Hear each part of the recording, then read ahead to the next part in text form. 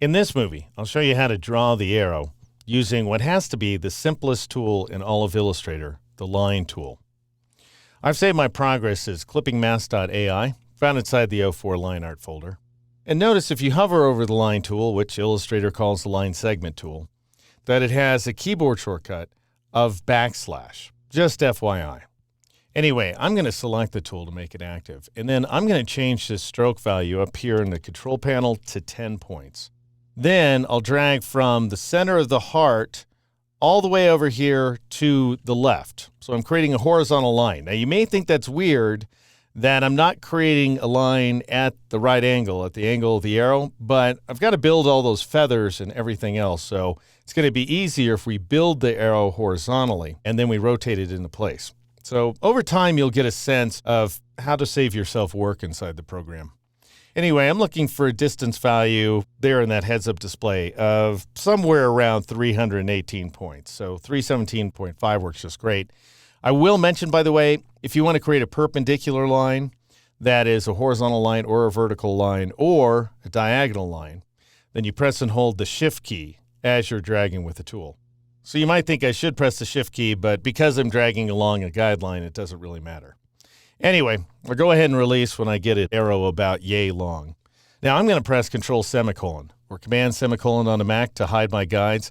And I'm going to zoom in here a little bit. Notice that we've got a couple of rough transitions. First of all, this line shouldn't just end like this. It should have a little bit of curve because it's going into that target. And I can achieve that effect by clicking on the word stroke to bring up this pop-up panel and then selecting the second cap icon, which gives my line a round cap. So I end up getting this effect here.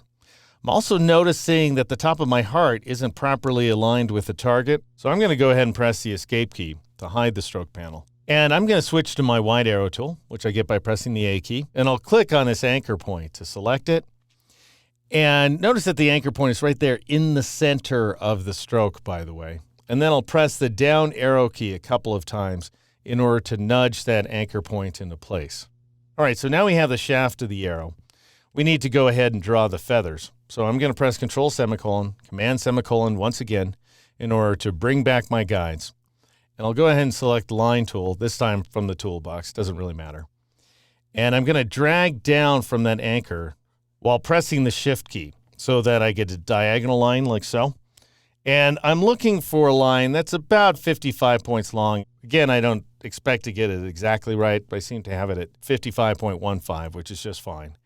And now I'll drag from this anchor point while pressing the Shift key over to the right until I have a line that's about 90 points long. And I seem to have nailed that one. Great.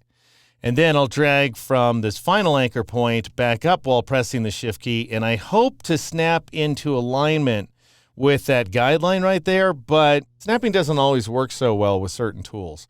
And it might be because I have the Shift key down that it's not quite working.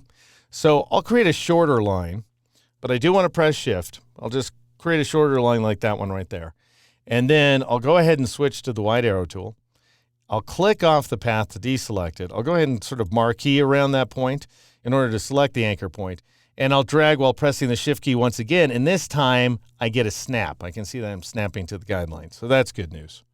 Now I'm going to grab my black arrow tool and I'm going to click on this path right here. And I'm going to drag it over while pressing the Shift key. So you want to press the Shift key after you begin dragging.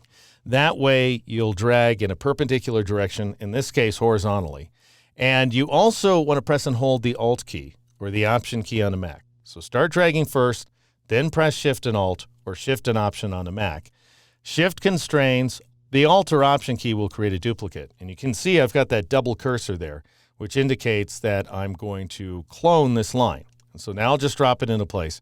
I want this line to be 4 points thick, so I'll change the stroke value up there in the control panel to 4.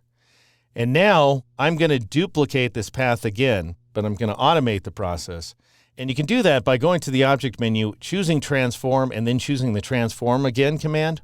Or you can just press the keyboard shortcut, Control-D, or Command-D on the Mac, the D being for duplicate. And as soon as I choose the command or press Control or Command-D, I get a second copy of this feather line. Now, obviously, these lines aren't distributed properly. which is why I'm going to partially marquee all 4 of these lines. And then notice the word align up here in the control panel. Click on it to bring up this pop-up panel. And make sure that align to is set to selection. That's very important. And then go ahead and click on this second to last icon, horizontal distribute center. And that will go ahead and give you the effect we're looking for. All right, I'm going to click to hide that panel. All right, now let's go ahead and join these paths. I'm looking to join the thick ones and then the thin ones. So I'm going to shift click on each of these thin lines in order to deselect them.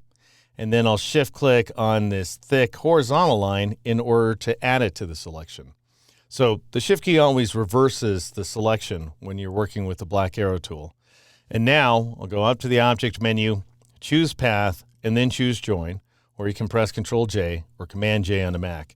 And that goes ahead and joins the path, and notice we get these nice mitered corners as well. So if I press Control Z or Command Z on the Mac, these are the bad corners we had before because the paths were not joined to each other.